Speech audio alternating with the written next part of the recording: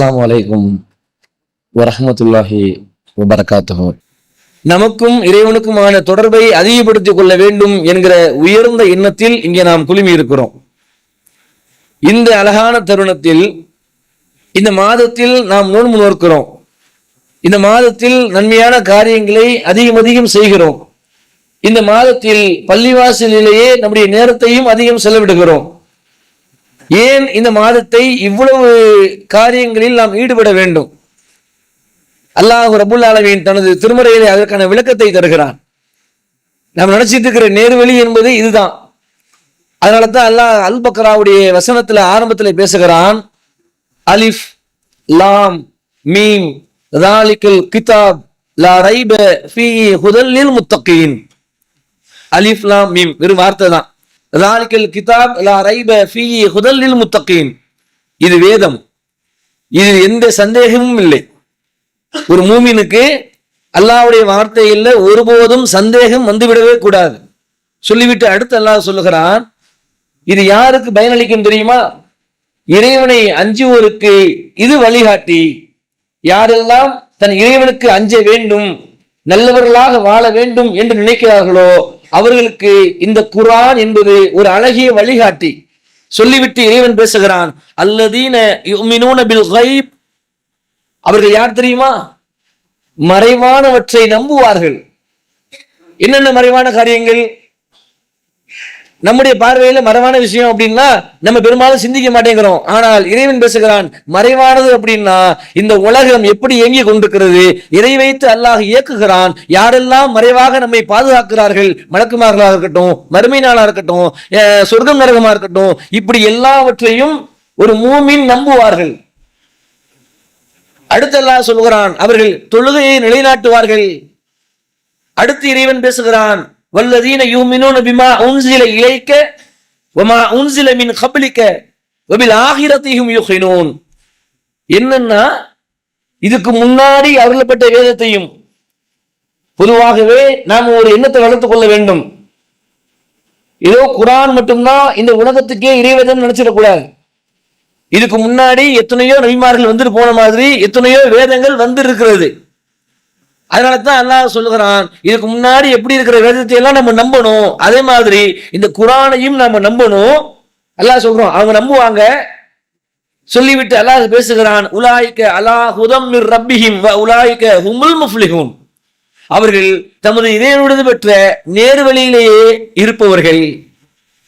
யார் நேர்வழியில் இருப்பாங்கன்னு சொன்னா, இந்த குர்ஆனை அவர்கள் நம்ப வேண்டும். இந்த குர்ஆன் மட்டும் இல்ல, இதுக்கு முன்னாடி ஜபூர் வந்திருக்கிறது, தௌராத் வந்திருக்கிறது, இன்ஜீல் வந்திருக்கிறது, அதையும் அவர்கள் நம்புவார்கள். அடுத்து அல்லாஹ் சொல்லுகிறான், இந்த குர்ஆன் எதுக்கு அருளப்பட்டுச்சு, ஏன் அருளப்பட்டது, இதன் வழியாக இறைவன் சொல்லுகிற செய்தி என்ன? அதே அடுத்த வசனம் பேசுகிறது, சஹ்ரு ரமலான் அல்லதீன உன்ஸில ஃபீஹில் குர்ஆன். இந்த குர்ஆன் நான் சொல்லிட்டு இருக்கிறேன், விளக்கம் கொடுத்தேனே, அல்லாஹ் பேசுறான். அந்த குர்ஆனை நான் ரமலான் மாதத்தில் தான் அருளினேன். ஹுதல் லின்னாஸ், இது மனிதர்களுக்கு நேர்வழி காட்டும். வ பையினாத்தின் மினல் ஹுதா, ஹுதானா நேர்வழி.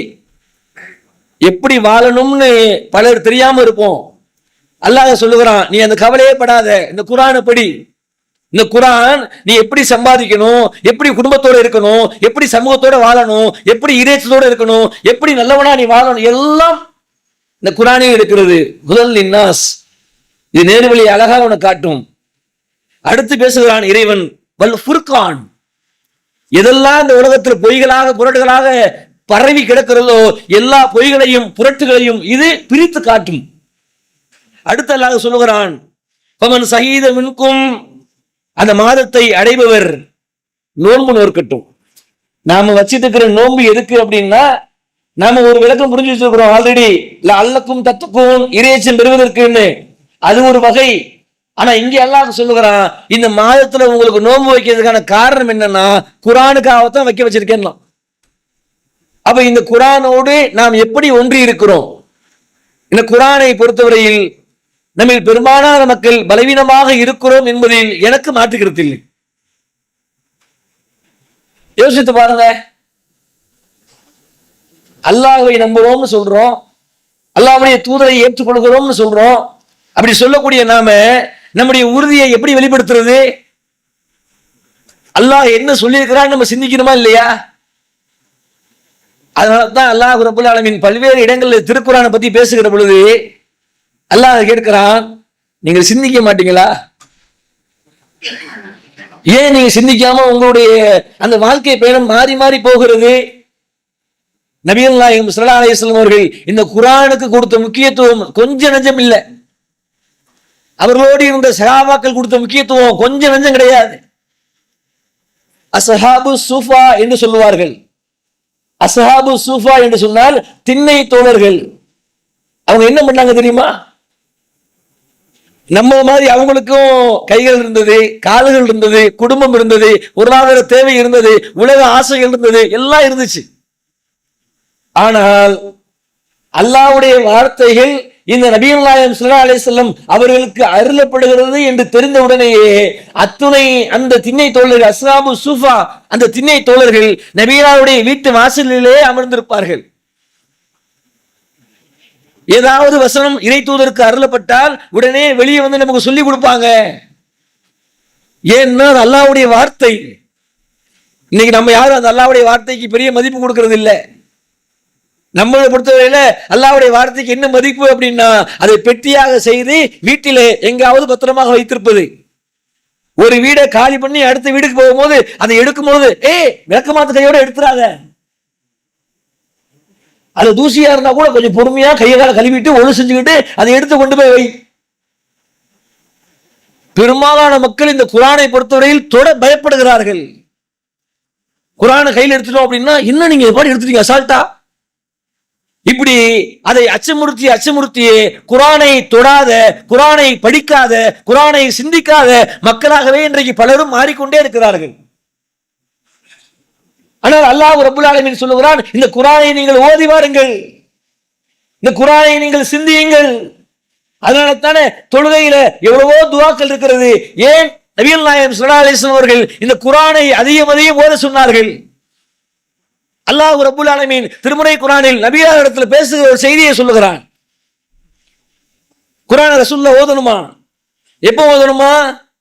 நபியே, நீர் ஃபஜருடைய தொழுகையில் இந்த குர்ஆனை ஓதுவீராக. ஏன் என்று சொன்னால், நீங்கள் ஃபஜரிலே ஓதப்படுகிற குர்ஆன் ஆயத்துகள் சாட்சி அளிக்கக்கூடியதாக இருக்கிறது. நம்மள பலர் ஃபஜரே தொழுவது இல்லையே. ஃபஜருடைய தொழுகையில வந்து பள்ளிவாசல்ல நின்று இமாம் ஓதுகிற பொழுது அதை வாய் மூடி கேட்கிறோம் பாருங்க.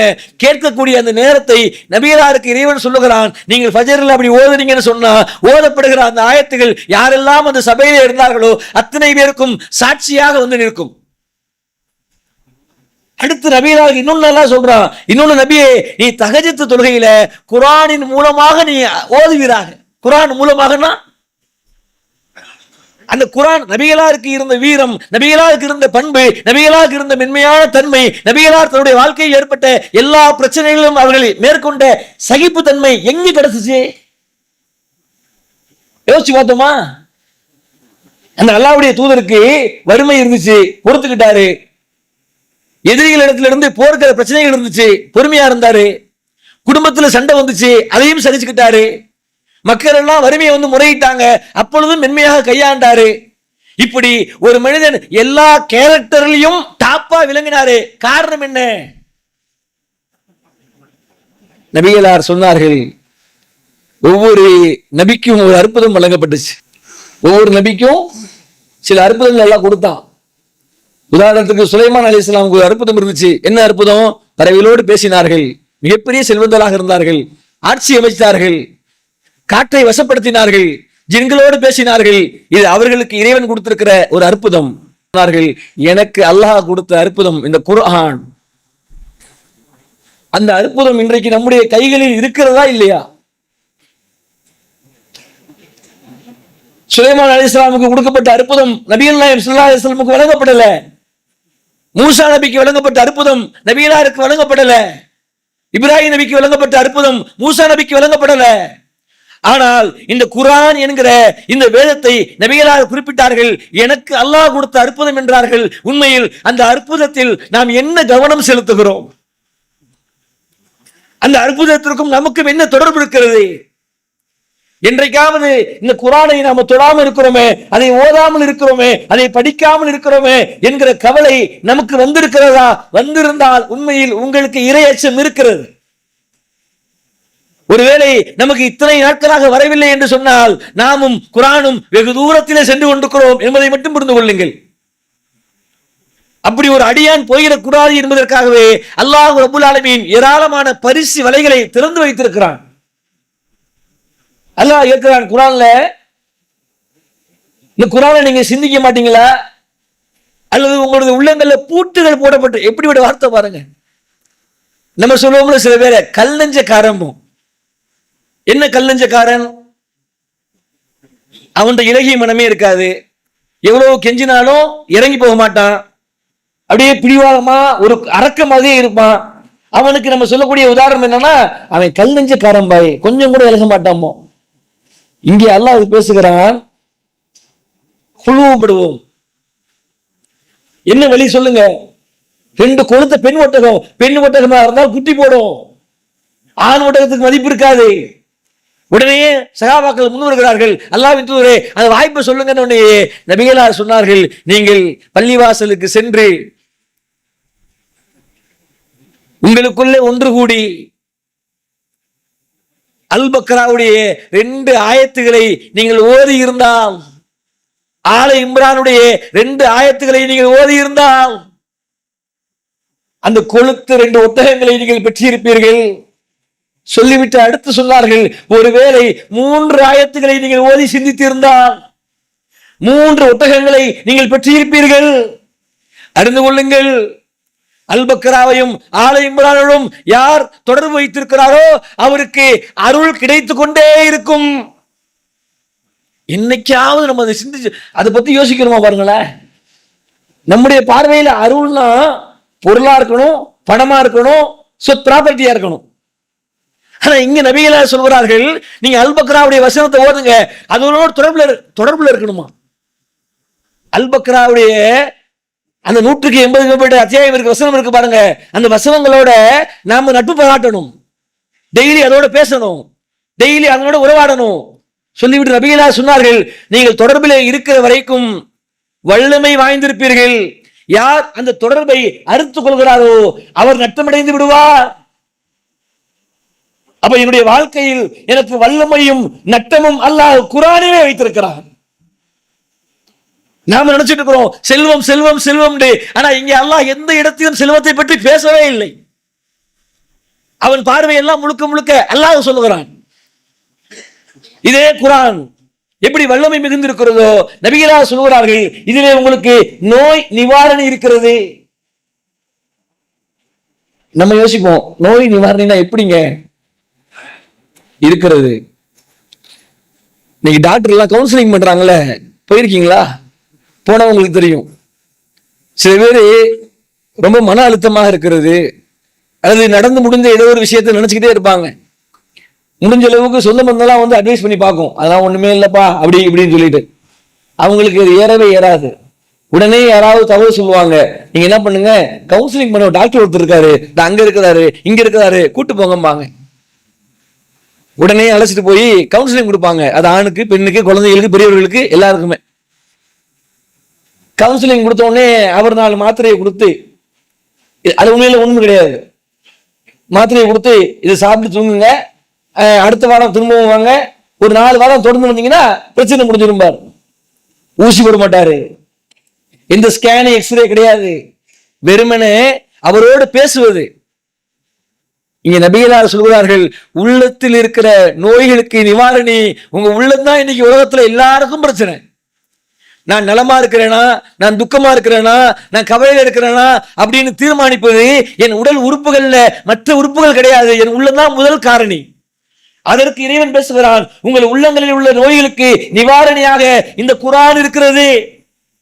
யோசித்து பாருங்கள், இந்த குர்ஆனோடு அதிகமாக தொடர்பு வைத்திருக்கிற எந்த மனிதராவது கவுன்சிலிங் வெளியே போயிருக்கிறாரா?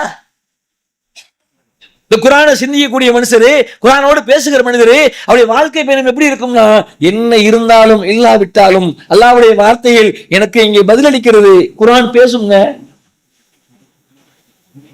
இந்த பயான் முடிச்ச உடனேயே நீங்க வீட்டுக்கு போய் 2 பக்கத்தை எடுத்து ஓதி பாருங்க. நபிகள் நாயகம் ஸல்லல்லாஹு அலைஹி வஸல்லம் சொன்னார்கள், உங்களது வீடுகளை நீங்கள் சவக்குழியாக ஆக்கி விடாதீர்கள். நாம நினைச்சிட்டு இருக்கிறோம் சவக்குழினா தொழாம விட்டுட்டா அப்படின்ட்டு. இங்க நபிகளார் சொல்கிறார்கள், உங்களது வீடுகள்ல நீங்கள் அல் பக்ராவையும் ஆல இம்ரானையும் ஓதி வாருங்கள். சைத்தான் உங்கள் வீட்டிற்குள்ளே வரமாட்டான். அது அல்லாமல் உங்களது வீடுகளை சவக்குழியாக நீங்கள் மாற்றி விடாதீர்கள். அஸ்ஸலாமு அலைக்கும் வரஹ்மத்துல்லாஹி வபரகாத்துஹு. திருவாரூர் மாவட்டம் ஏகத்துவ முஸ்லிம் ஜமாத் முத்துப்பேட்டை கிளையின் சார்பாக ரமலான் மாத இறுதி பத்தில் கேள்வி பதில் போட்டி நடத்தி அதன் பரிசளிப்பு நிகழ்ச்சி ரமலான் மாதத்துக்கு பிறகு ஏற்பாடு செய்ய இருக்கிறோம். ஏகத்துவ முஸ்லிம் ஜமாத் திருவாரூர் மாவட்டத்தின் இதுவே முதல் நிகழ்ச்சியாக இருப்பதால் பொருளாதார உதவியை உங்களிடம் எதிர்பார்க்கிறோம். இன்ஷா அல்லாஹ் இந்நிகழ்ச்சி நடைபெற அல்லாஹ்விடத்தில் அதிகம் பிரார்த்திக்குமாறு ஒய்எம்ஜே திருவாரூர் மாவட்டத்தின் சார்பாக கேட்டுக்கொள்கிறோம். அஸ்ஸலாமு அலைக்கும். இன்னைக்கு எத்தனை நபர்கள் மனைவியோடு, தாய் தந்தையோடு, பிள்ளைகளோடு குர்ஆனை ஓதுகிற மக்களாக நம்ம இருக்கிறோம். கொஞ்சம் நம்ம இதெல்லாம் சிந்திக்கணும். இப்போ நம்ம இதெல்லாம் சிந்திக்கலன்னா காலத்துக்கு சிந்திக்க முடியாது. குடும்பத்தோட டிவி பார்க்கிறோம், குடும்பத்தோட பல விஷயங்களை ரசிக்கிறோம், குடும்பத்தோட ஒரு நிகழ்ச்சியை பார்க்கிறோம், குடும்பத்தோட பட்டிமன்றம் பார்க்கிறோம். 1 மணி நேரம் ஓடுது, 2 மணி நேரம் ஓடுது, இடையில டீ காஃபி வருது, எல்லாம் மகிழ்ச்சியா சிரிச்சு பார்த்து ரசிக்கிறோம், என்ஜாய் பண்றோம். நமது வீடுகளில் எத்தனை நாட்கள் குர்ஆனை எடுத்து வச்சுட்டு மனைவி, அம்மா நீ கொஞ்சம் நேரம் உட்காரு, பையனை கூப்பிட்டு நீனும் உட்காருப்பா, இங்க 2 வசனத்தை ஓத கேட்போம். இது ஓதி கேட்பதற்கு ஏதோ கட்டுக்கதை இல்ல, பட்டிமன்றத்துடைய வசனங்கள் கிடையாது. மாறாக அல்லாஹ்வுடைய வார்த்தைகள் என்கிற எண்ணம் நமக்கு இருந்திருந்தால் நாம் ஓதி இருப்போம். நம்மள பலரும் இது அல்லாஹ்வுடைய வார்த்தைன்னு இன்னும் முழுசா நம்பலங்கிற அல்லாஹ் குர்ஆன்ல. அவங்க இந்த குர்ஆனை தொடாம இருக்கிறாங்களே, என்ன காரணம் நல்லா கேட்கிறான். பூட்டுகள் போடப்பட்டிருக்கான்னு கேட்கிறான். அப்படின்னா நம்ம உள்ளத்துல ஈமான் என்பது குறைந்து கொண்டே இருக்கிறது, இந்த குர்ஆனை விட்டு நாம் விலகுகிற பொழுது.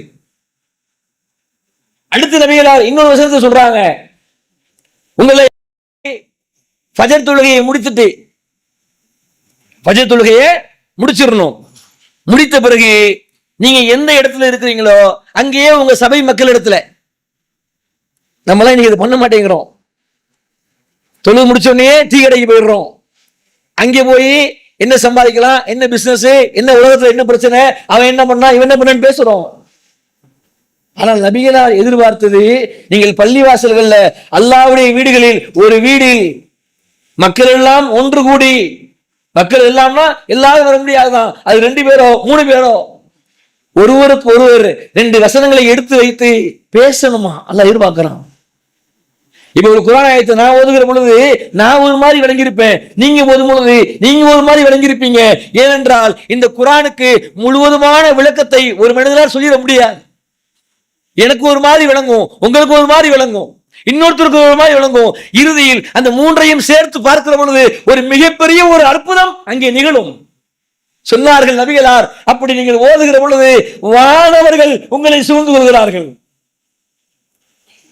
எந்த மாணவர்களை வைத்து அல்லாஹ் ரப்புல் ஆலமீன் போர்க்களத்தில் எதிரிகளை சிதறடிக்க செய்தானோ, எந்த மாணவர்களை தன்னுடைய பணியாளர்களாக வைத்திருக்கிறானோ, எந்த மாணவர்களை வைத்து உலகத்தில் இருக்கிற கோடான கோடி மக்களுடைய உயிர்களை அல்லாஹ் எடுத்திருக்கிறானோ, எந்த மாணவர்களை வைத்து நற்செய்தியை இந்த உலகத்திற்கு சொல்லுகிறானோ, எந்த மாணவர்களை வைத்து குர்ஆனை இந்த உலகத்திற்கு அல்லாஹ் இறக்கினானோ, அந்த மாணவர்கள் நபிகளார் சொல்லுகிறார்கள், குர்ஆனை ஓதுகிற அந்த மக்களை சூழ்ந்து அப்படியே உணர்ந்து கொண்டு அவர்களை பாதுகாத்துக் கொண்டிருக்கிறார்கள். பாதுகாப்பதோடு மட்டுமில்லை, மாறாக நபிகளார் சொன்னார்கள், படைத்த அல்லாஹ் ரப்புல் ஆலமீன் அந்த அடியார் ஏதோ ஒரு மூலையில், ஏதோ ஒரு தெருவில், ஏதோ ஒரு பள்ளியில் உட்கார்ந்து இருக்கிற பொழுது அல்லாஹ் சொல்லுவானாம், அங்கே இருக்கிற சில மலக்குகள் தான் பல கோடி இருக்கிறாங்களே, அல்லாஹ்வுக்கு பக்கத்திலேயே சில மலக்குமார்கள் இருப்பாங்களே, அவங்களை கூப்பிட்டு, பார்த்தீர்களா என் அடியார்களே, என்னுடைய வசனங்களை அவன் ஓதுறான் பார், நான் பேசிய வார்த்தைகளை இதுதான் இறை வேதம் என்று நம்பினான் பார், அதை பற்றி ஒருவன் பேசிக்கொண்டு அதை பகிர்ந்து கொள்கிறான் பார். நபிகளார் சொன்னார்கள், அல்லாஹ் மகிழ்ச்சி அடைகிறான். யோசித்து பாருங்க, அல்லாஹ்வுடைய நேசத்துக்கு தானே நம்ம வாழ்ந்துட்டு இருக்கிறோம். நம்ம எதுக்கு தொழுகிறோம், எதுக்கு ஜகாத்து கொடுக்கிறோம், எதுக்கு பட்டி கிடக்கிறோம்? காலையில இருந்து மாலை வரை தாகம் எடுக்குது, வேலை இருக்கிறது, வெயில் அடிக்கிறது, அவ்வளவு சிரமத்துக்கு மத்தியிலும் குழந்தைகளும் நோன்பு வைக்கிறாங்க, பெண்களும் வைக்கிறாங்க, சில முதியவரும் வைக்கிறாங்க, நீங்களும் வைக்கிறீங்க, நானும் வைக்கிறேன். ஏன் வைக்கிறோம்? ஒரே காரணம், அல்லாஹ் எப்படியாவது பொருந்திக்க மாட்டானா, அவர் மன்னிச்சிட மாட்டானா, சொர்க்கத்தை கொடுத்துட மாட்டானா, இந்த உலகத்தில் ஏற்படுகிற இன்னல்களிலும் துன்பங்களிலும் சிரமங்களிலும் நம்மை அவன் பாதுகாத்து விட மாட்டானா என்கிற ஒற்றை கோரிக்கை தானே. அந்த ஒற்றை கோரிக்கையை அல்லாஹ் திருக்குரானிலே வைத்திருக்கிறான். கொஞ்சம் உட்காருங்க அல்லாஹ். அதனாலதான் அல்லாஹ் தனது திருமறையை சொல்கிறான். 8வது அத்தியாயம் 2வது வசனம், அதை எடுத்து நீங்க ஓதணும். இன்னல் முஹ்மினூன அல்லதீன இதா ذுகிரல்லாஹ் வஸீலத் குலூபுகும் வ இதா துலியத் அலைஹிம் ஆயத் ஸாதத்துஹும் ஈமான் இன்ன இலா ரப்பிஹிம் யதவக்கலூன். யாருக்கும் மேம்பட தேவையில்லைங்க உலகத்துல. அப்படிப்பட்ட வசனத்தை எல்லாம் சொல்றான். இன்னல் முஹ்மினூன அல்லதீன இதா ذுகிரல்லாஹ். முஃமின்கள் யார் தெரியுமா? நம்பிக்கை கொண்ட மக்கள் யார் தெரியுமா? அவரிடத்துல அல்லாஹ்வை பற்றி சொல்லப்பட்டால் அவங்க உள்ளமெல்லாம் நடுங்கும். வைதா துலியத் அலைஹிம் ஆயத், அல்லாஹ்வுடைய ஒரு ஆயத்தை ஓதி காட்டினால் ஈமான் அதிகரிக்கும். வ அலா ரப்பிஹிம் யதவக்கலூன். அந்த மக்கள் என்ன பண்ணுவாங்க தெரியுமா? தன்னை முழுவதுமாக அல்லாஹ்விற்கு அர்ப்பணித்து விடுவார்கள், அல்லாஹ்வையே சார்ந்திருப்பார்களாம். இன்னைக்கு யோசித்து பாருங்க, இங்க நம்ம எல்லாருமே அல்லாஹ்வை சார்ந்து வாழ்ந்துட்டு இருக்கிறோமா? நம்முடைய வாழ்க்கையில அந்த எண்ணம் அப்படியே தடுமாறுதே. நபிகளார் எந்த சூழலையும் தடுமாறலையே கடைசி வரைக்கும். இந்த குரானு குரானு குரானு அஸ்ஹாபு சூஃபா இருக்காங்களே, அவங்க வாழ்க்கையில நல்ல உடையை உடுத்தினது இல்லைங்க.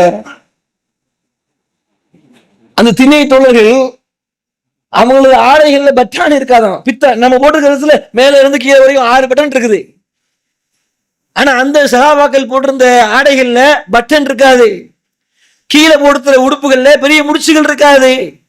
அந்த ஆடைகள் எல்லாம் ஒரு மாதிரி இருக்கிறது அந்த 1-2 தான். அவங்களுக்கு என்ன காரணம்? ஏன் அப்படி இருந்தாங்க? அவங்க பிறந்ததுல இருந்தே ரொம்ப எளிமையில அப்படியே அதுதானா?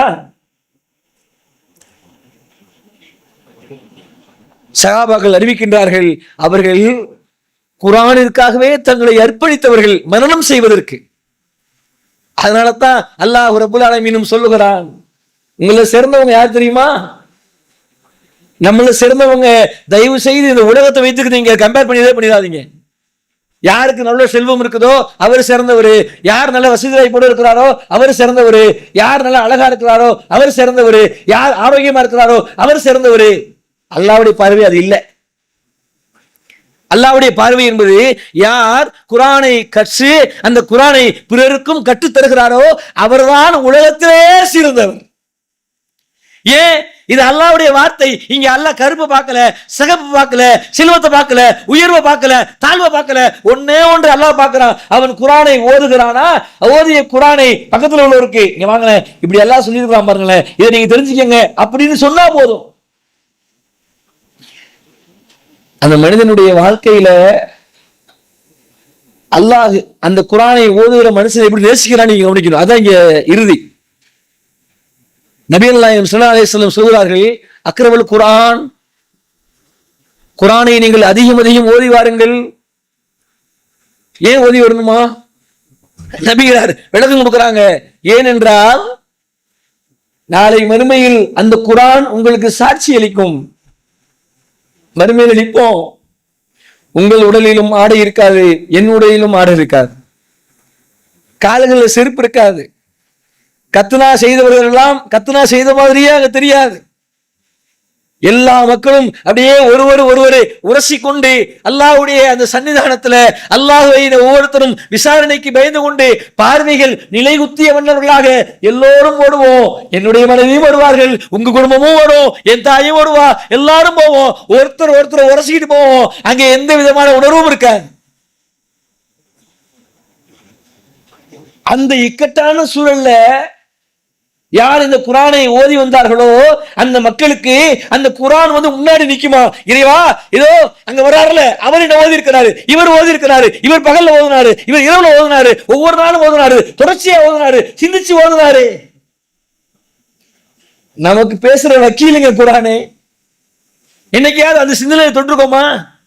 குரானை எடுக்கிற பொழுது எனக்கு அடுத்த நொடி கூட மௌத்து வரலாம், நாளைக்கு மௌத்து வரலாம், அடுத்த வருஷம் வரலாம், ஆனால் நான் ஓதுகிற இந்த குரான் என்னை கைவிடாது என்கிற எண்ணம் நம்ம எத்தனை நபர்களுக்கு வந்திருக்கிறது? உண்மையில் வந்திருந்தால் நீங்கள் வெற்றியாளர்கள். நான் ஒவ்வொரு நாளும் குரானை தொடரும் போது எனக்கு அந்த சிந்தனை தான் வருது அப்படின்னா கவலையே பட வேணாம், கண்டிப்பா அது பேசும். சொல்லிவிட்டு நபிகளார் சொன்னார்கள், அதிலையும் குறிப்பாக அல் பக்ராவை நீங்கள் ஓதி வாருங்கள், ஆல இம்ரானை நீங்கள் ஓதி வாருங்கள். 2வது சூராவும் 3வது சூரா. ஏன் அந்த 2ஐயும் நீங்கள் ஓதி வருகிற பொழுது அந்த குரான் ஆயத்துகள் எப்படி டோட்டல் குரானே முன்னாடி நிக்குது.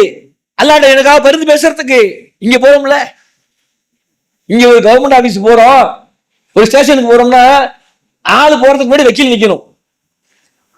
ஏன் போன உடனே தேடுறோம்ல, எங்க நம்ம வக்கீல் வந்துட்டாரா?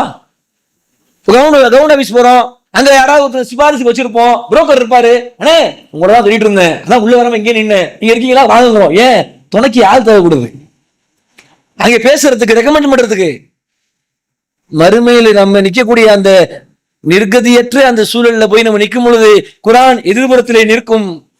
அல் பக்ராவும் ஆல இம்ரானையும் ஓதியவர்களுக்கு நபிகளார் சொன்னார்கள், மேக கூட்டங்கள் உங்கள் மீது அந்த வெயில் படாமல் அப்படியே சூழ்ந்து நிற்குங்க. அந்த மேக கூட்டம் அப்படியே தலைக்கு அருகில் இருக்கக்கூடிய அந்த சூரியனுடைய வெயில் என் மீது பட்டால் வியர்வையெல்லாம் வெளியே வந்து திணறி கொண்டிருப்பேன். ஆனால் அந்த வெயில் கூட என் மீது படாமல் இறைவன் தடுக்கிற ஒரு கேடயம் குரான். ஒவ்வொரு நாளும் இந்த நாள் நான் குரானை ஓதவில்லை என்று சொன்னால் அந்த நாள் என்னுடைய மரணமாக இருக்கணும், அப்படித்தான் நம்ம நினைக்கணும். ஏன்? இது என்னுடைய வக்கீல், இது எனக்கான சிபாரிசு. அதனால தான் நபிகள் நாயகம் ஸல்லல்லாஹு அலைஹி வஸல்லம் பள்ளிவாசல் மட்டுமா குரான் ஓதினாரு. அன்னை ஆயிஷா ரலியல்லாஹு அறிவிக்கிறாங்களே, நான் குளிப்பு கடமையா இருந்தேன், அப்பொழுது என் மடியிலே நபிகள் ஸல்லல்லாஹு அலைஹி வஸல்லம் தலை வைத்து படுத்திருந்தார்கள், அப்பொழுது கூட அவர்கள் குரானை ஓதிக்கொண்டே இருந்தார்கள். ஏன் ஓதினார்கள்? நம்ம இன்னைக்கு எவ்வளவு ஆயத்துக்கள் ஓதுறோம், அதிலும் குறிப்பா நான் சொல்லியே ஆகணும். நம்மள பல சகோதரர்கள் ஓதுகிறோம், நான் அவங்களை குறை சொல்ல விரும்பல, அரபியில மட்டுமே ஓதிட்டே கிளம்பிடுறோம். நம்ம அரபிகள் கிடையாது. ஒருவேளை உங்களுக்கு அரபு அதற்கான இலக்கணம் தெரிஞ்சிருந்தா குற்றம் பிடிக்கல, ஆனா பல பேருக்கு அது என்னன்னு அர்த்தம் தெரியல. அரபி குரான் எடுக்கிறாங்க, கட கட கடன் ஓதுறாங்க, ஓதி முடிச்சுட்டு அல்ஹம்துலில்லாஹ் ஒரு ஜூஸ் முடிச்சு விட்டேன். இங்க அது இல்ல. நான் ஓதியது குல்ஹுவல்லாஹு சூறாவாக இருந்தாலும் 2 ஆயத்துகளாக இருந்தாலும் அந்த ஆயத்துகள் என்ன விளக்கம் தருகிறது? குல்ஹுவல்லாஹு அஹத், அல்லாஹ் ஒருவனே அப்படின்னா அவனை தவிர வேற எவனும் கிடையாது. அல்லாஹு சமது, லம் யலிது வலம் யூலது வலம் யகுன் லஹு குஃபுவன் அஹத். இதுக்கு அர்த்தம் என்ன? அதுதான் எல்லாம் எதிர்பார்க்கிறான். அப்ப அந்த பொருளை தெரிந்து ஓதுகிற மக்களாக நாம இருக்கணும். அடுத்து பாருங்க, பொறாமை. இந்த உலகத்திலேயே பொறாமைப்படுறதுக்கு ரசூல் அனுமதி கொடுத்தாங்க. இதுல 2 விஷயம். அந்த 2 விஷயம் என்னன்னா, முதல் விஷயம், ஒரு மனிதருக்கு குர்ஆனுடைய கல்வி இருக்கிறது, சூப்பரா ஓதுறாரு, ஓதுறது மட்டும் இல்ல அர்த்தம் தெளிவா எடுத்து சொல்ல விளக்கம் கொடுக்கிறாரு. அவரை பார்க்கும் பொழுது நம்ம யோசிக்கணுமா, எல்லாம் எனக்கு இந்த அறிவை கொடுத்தினா நானும் இது மாதிரி ஓதுவேன் தானே, நானும் அடுத்தவங்களுக்கு சொல்லுவேன் தானே, பொறாமைப்படலாம். 2வது நபிகளார் சொன்னார்கள், செல்வம். சில மக்களுக்கு செல்வம் எல்லாம் கொடுத்துருப்பான், அவங்கள பாத்தீங்கன்னா கேட்கிற ஆளுக்கெல்லாம் கொடுத்துட்டே இருப்பாங்க, இந்தாங்க இந்தாங்க இந்தாங்க இந்தாங்கண்டு. அவங்கள பார்க்கும் பொழுது பொறாமை வரணும், எல்லாம் எனக்கு நீ கொடுத்திருந்தீங்கன்னா நானும் இந்த மாதிரி செய்வேனே. அப்ப இதை நாம் புரிந்து கொள்ள வேண்டும். இந்த குர்ஆன் என்பது நமக்கான ஒரு மிகப்பெரிய கேடயம். நோன்பு எப்படி பாவங்களிலிருந்து பாதுகாக்கிற ஒரு கேடயமோ அதே போன்று இந்த குர்ஆன் என்பது நாளை மறுமையில் மகசூடைய மைதானத்தில் நமக்கு பரிந்து பேசுகிற, நம்மை பற்றி எல்லா இடத்துல எடுத்து சொல்லுகிற ஒரு கேடயம் என்பதை நாம் மறந்துவிடக் கூடாது. இன்று இருந்து ஓதுகிற மக்கள் தொடர்ச்சியாக ஓதுங்கள், இன்னும் அதிகம் ஓதுங்கள். ஓதாதவர்கள் இன்று இருந்தாவது தினமும் நான் ஒரு பக்கம் ஓதுவேன், 2 வசனங்களை ஓதுவேன், அரபியிலும் ஓதுவேன், தமிழிலும் ஓதுவேன், தெரிந்ததை ஓதுங்கள். அல்லாஹ் ரப்பல் ஆலமீன் உங்களுக்கும் எனக்கும் நாளை மறுமையில் இந்த குர்ஆன் சாட்சி அளிக்கக்கூடிய இந்த குர்ஆனுடைய ஆயத்துகள் மேகங்களாக பறவை கூட்டங்களாக அந்த வெயில் படாமை நம்மை காக்கிற ஒரு கேடயமாக ஆகட்டும் என்கிற பிரார்த்தனையோடு முடித்துக் கொள்கிறேன். அஸ்ஸலாமு அலைக்கும் வரஹ்மத்துல்லாஹி